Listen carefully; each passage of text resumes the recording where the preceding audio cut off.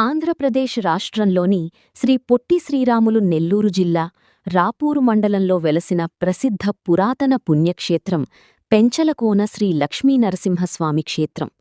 చుట్టూ జలపాతాలు, దట్టమైన అడవి, ప్రకృతి దృశ్యాలతో ఎత్తైన కొండకోనల్లో ప్రశాంత వాతావరణంలో కొలువైన క్షేత్రం పెంచలకోన. ఈ ప్రాంత పరిసరాలన్నీ అందమైన సర్పాకృతి కలిగిన దట్టమైన చెట్లతో కూడిన కొండలు ఉన్నాయి. నల్లమల అడవులు, శేషాచలం అడవులు కలిసిపోయే ప్రాంతంలో సముద్రమట్టానికి 3000 అడుగుల ఎత్తున ఉన్న పెంచలకోన క్షేత్రం నిత్యం భక్తులతో శోభాయమానంగా వెలగొందుతోంది. క్షేత్రపురాణం. స్వయంభూ క్షేత్రం. ఇక్కడ వెలసిన లక్ష్మీనరసింహస్వామి స్వయంభూవు, తనంతట తాను వెలసినవాడు.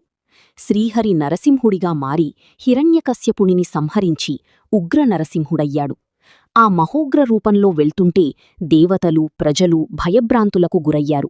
అలా శేషాచలం అడవుల్లో సంచరిస్తుంటే చెంచురాజు కుమార్తె చెంచులక్ష్మి కనిపించింది. అప్పుడు ఆ ముగ్ధమోహన సౌందర్యం ఆయనని శాంతపరిచింది. స్వామి పెళ్లి చేసుకోవాలని చెంచురాజుకి కప్పం చెల్లించి ఆమెను పరిణయమాడాడు. ఆమెను పెనవేసుకుని ఈ అటవీ ప్రాంతంలో శిలగా స్థిరపడ్డాడు. ఆ శిల వెలసిన ప్రాంతం పెనుశిలకోన అయ్యింది. కాలక్రమేణా అది కాస్తా పెంచలకోనగా అవతరించింది. చారిత్రక నేపథ్యం. ఈ ఆలయం సుమారు 800 సంవత్సరాల క్రితంనాటిదని, హోయసల రాజుల కాలంలో దీనిని నిర్మించడం జరిగిందని చెబుతారు. తీర్థం అండ్ ప్రాంతం. ఇది కన్వ మహర్షి తపస్సు చేసిన ప్రదేశంగా కూడా ప్రసిద్ధి చెందింది. ఆ మహర్షి పేరుపైన ఏర్పడిన కందలేరు నది, గతంలో కన్వయేరు, ఇక్కడి కొండల్లోనే ఉద్భవిస్తుంది. ఉత్సవాలు. ప్రతి ఏటా వైశాఖ శుద్ధ ద్వాదశి నుండి 5 రోజులపాటి పెంచలస్వామి బ్రహ్మోత్సవాలు ఎంతో వైభవంగా జరుగుతాయి.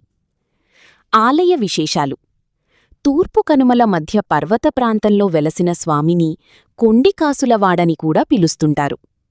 శ్రీహరి చెంచులక్ష్మిని వివాహమాడారని తెలుసుకున్న ఆయన సతీ ఆదిలక్ష్మీదేవి అమ్మవారు ఆగ్రహించి స్వామికి ఆలంత దూరంలో ఏటి అవతల గట్టుకు వెళ్ళిపోయినట్లు కథనం. దాంతో అక్కడ కూడా అమ్మవారికి కూడా ఆలయాన్ని నిర్మించారు. ఆదిలక్ష్మి అమ్మవారి ఆలయానికి దగ్గరలో సంతానలక్ష్మి వటవృక్షం ఉంది. పిల్లలు లేనివారు ఈ చెట్టుకు చీరకొంగుతో ఊయల కడితే సంతానం కలుగుతుందని భక్తుల విశ్వాసం. పెంచలకోన క్షేత్రంలో సప్తతీర్థాలు కొలువుదీరి ఉన్నాయి. కొండమీద నుంచి దిగువన ఉన్న కోనకు చేరుకునే వరకు 7 నీటిగుండాలు ప్రవహిస్తుంటాయి. ఈ గుండాల్లో స్నానమాచరిస్తే అన్ని దోషాలూ పోయి పరిపూర్ణమైన ఆరోగ్యం సిద్ధిస్తుందని భక్తుల నమ్మకం. పెంచలకోన క్షేత్రంలో వేసవికాలం అంటే ఏప్రిల్, మే నెలల మధ్యలో ప్రతి సంవత్సరం వైభవంగా బ్రహ్మోత్సవాలు నిర్వహిస్తారు.